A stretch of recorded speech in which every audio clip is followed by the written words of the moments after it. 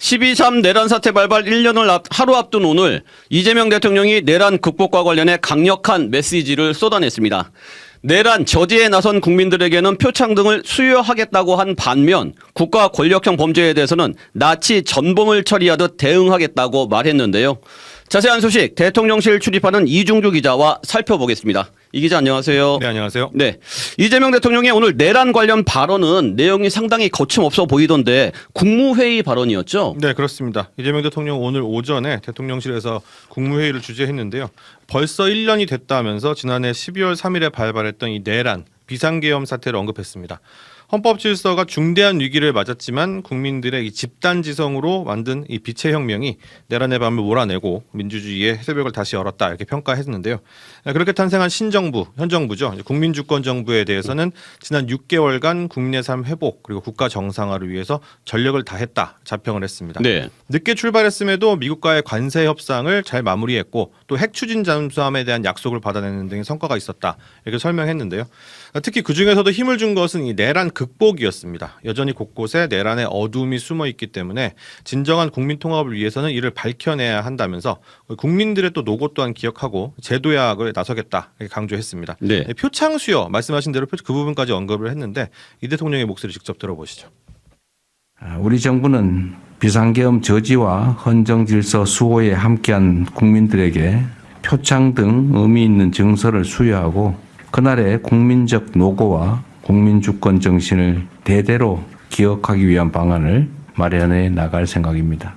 네, 내란을 극복한 국민들의 노력을 잊지 않겠다는 것인데 여전히 내란의 어둠이 숨어있다는 부분도 눈에 띄네요. 네. 나치 전범처럼 처리하겠다는 발언은 어떤 맥락에서 나온 건가요? 네, 오늘 국무회의에서는 평상시에 했던 것처럼 이제 장관들과의 질답이 오갔었는데 네. 그 부분은 국가폭력 범죄에 대한 공소시효 또 소멸시효에 대한 배제 이것을 관련해서 이재명 대통령이 이제 정성호 법무장관에게 질문을 했습니다. 윤석열 전 대통령이 거부권 행사로 폐기됐던 이 법안에 대해서 처리를 좀 속도를 내야 되지 않겠냐 이렇게 주문을 했는데 국가 권력을 이용해서 저지른 범죄는 그에 대한 이 배상도 중요하지만 범죄를 일으킨 이 고의성도 살펴봐야 한다 이 부분을 좀 주목했습니다. 네. 특히 이제 멀쩡한 사람을 감옥에 보낸다든지 군사 쿠데타를 일으켜서 나라를 뒤집어 놓는다든지 뭐 이런 표현을 써가면서 이 불법 체포, 감금 내란 행위를 직접 언급했는데요. 이 처벌은 끝까지 해야 한다라고 강조하면서 이 부분에 대한 언급을 한 겁니다. 이 대통령의 발언 또 들어보시죠. 국민이 맡긴 국가 권력으로 개인의 인권을 침해하거나 하는 것들에 대해서는 하여튼 나치 전범 처리하듯이 영원히 살아있는 한 형사처벌하고 상속 재산이 있는 범인에서는 상속인들까지도 끝까지 책임지게 이렇게 해야 사실은 좀 근본적으로 대책이 되지 않겠습니까?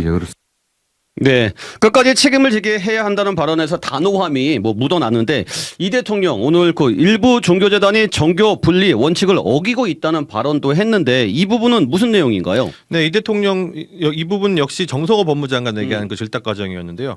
이 종교재단 자체가 조직적, 체계적으로 정치에 개입한 사례들이 있다. 우리는 어느 부처에서 검토하고 있느냐 이렇게 질문을 했습니다.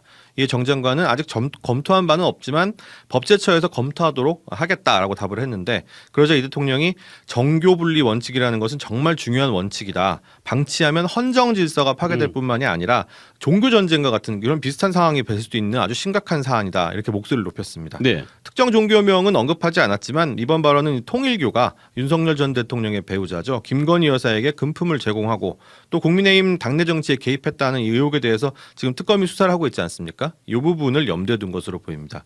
특히 일본에서는 재단법인 해산 명령을 했다는 것 같다라고 해서 일본 사례까지 얘기하면서 이 부분까지 법제처가 검토하도록 하라고 지시를 해서 향후에 통일교에 대한 정부의 대응 수준이 주목됩니다. 네, 그렇군요.